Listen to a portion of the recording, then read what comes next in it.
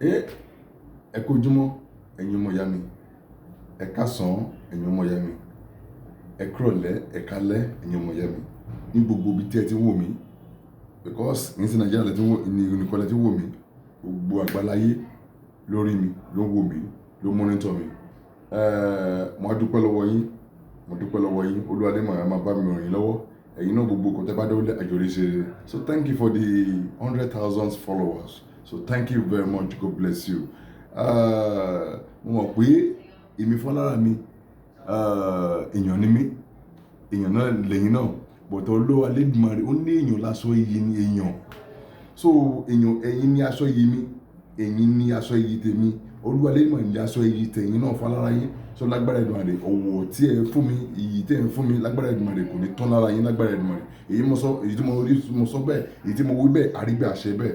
So ẹ jẹ́ ká lọ gbìyànjú iṣẹ́ yẹn ọmọ ìyá mi, orúkọ mi ní kò yí padà, Babaláwo International. Ẹ wo iṣẹ́ yìí, iṣẹ́ Osole ni, ẹni tó bá lè náwó ló máa ní owó.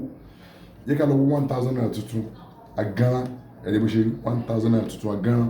Ká lọ wá àwọlé ìlì ẹ ti rí ọjà lẹ́ẹ̀ máa ti lọ rà á. Ẹ má bèrè question, ẹ bá ti rí ẹ wo fídíò yẹn dáadáa. Àwọlé ìlì òun lélẹ́yìí, a lọ rà á, èyí tó pé dáadáa à rà pípé ewé yìí á ti bọ̀ nínú, á ti bọ̀ àwọnú, tó bá ti wọnú. Àwa tó mú àtàrí odidi kan, a tó ti bọ̀ ńbẹ̀ náà again. Àwa filẹ̀, àwa wá orí ológbò mẹ́ta onílé, ẹ̀rí pé nínú àwa sẹ̀tẹ̀ akọjú wọn síra wọn lórí kìíní àdàbí pé àrò mẹ́ta ẹ̀rí ẹ̀kọjú wọn sára wọn àdàbí àrò mẹ́ta àgbélẹ̀. Àwa gbé àwọlé ìlì yẹn bá ń gbélé lórí, àwa gbé ìṣí bẹ́yìn fast. So bá ti máa ṣe nìyẹn, àwa filẹ̀ bẹ́ẹ̀, àwa kó ewé ajé akọ̀bù lórí mọ́lẹ̀, akó ewé ajé bò lórí mọ́lẹ̀, akó ewé sáré pèpè náà bò lórí mọ́lẹ̀. Tàbá ti wá ṣe bẹ́ẹ̀, ẹ jẹ́ ká jó, tẹ́ bá ti jó tán ẹ̀yin ọ̀yá mi, tẹ́ bá ti jó tán bá la máa ṣe, à sọ sórí kan, à tutù, bá ti tutù, àwa make sure pé ìkan ta gbélé lórí yẹn gbójú ó máa jẹ́ àpótí. Àtọ́ wá gbé àpótí ajé àpótí, ẹ lè ṣùṣùká kẹgbẹ̀lé lórí àpótí yẹn kó má lọ jẹ́ àpótí. Àtọ́ wá gbé ọlọ yẹn náà lórí àpótí, bá ti tutù wá gbé ọlọ yẹn lórí àpótí. Àwa dà kíní ẹ̀ sí lórí ọlọ yẹn, orí ọlọ yẹn tó bá ti dà sí, àwa lọ, tó bá ti kóná ọ̀nà ìmọ̀ ìyá mi, ẹ jẹ́ ká rọ́ sí inú kan. Tó bá ti rọ́ sí inú kan, ẹ jẹ́ ká máa fi omi ayé lò láàárọ̀ kùtù. Kí ló jẹ́ omi ayé? Hot lómi ayé o, because hot, ẹ jẹ́ ká máa fi hot lò láàárọ̀ kùtù. Ẹ má yẹ kí sọ kí máa pa bí inú, yẹ kí n sọ straight to the point. Let me go straight to the point. Omi ká máa fi hot lò, yẹ ká lọ ṣẹ́ yìí àárọ̀ kùtùkùtù ká máa lò. Ẹ ṣàdúrà sí ire owó, ire ọlá kó tó yẹn lọ́wọ́.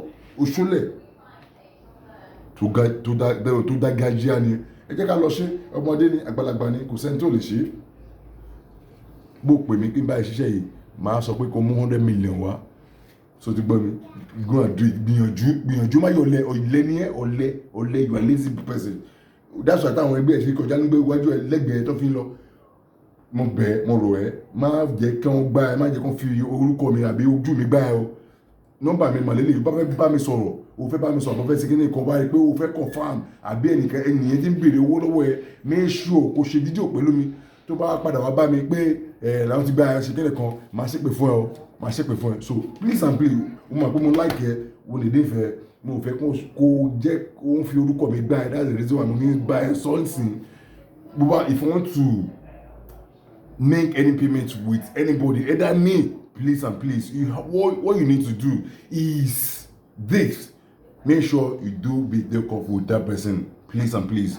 This is my number: 081 222 14891. 081 222 14891. That's my WhatsApp number. 082 28 975341. That's my direct line. God bless you. Orúkọ mi náà kò gbàgbé, Babaláwo International.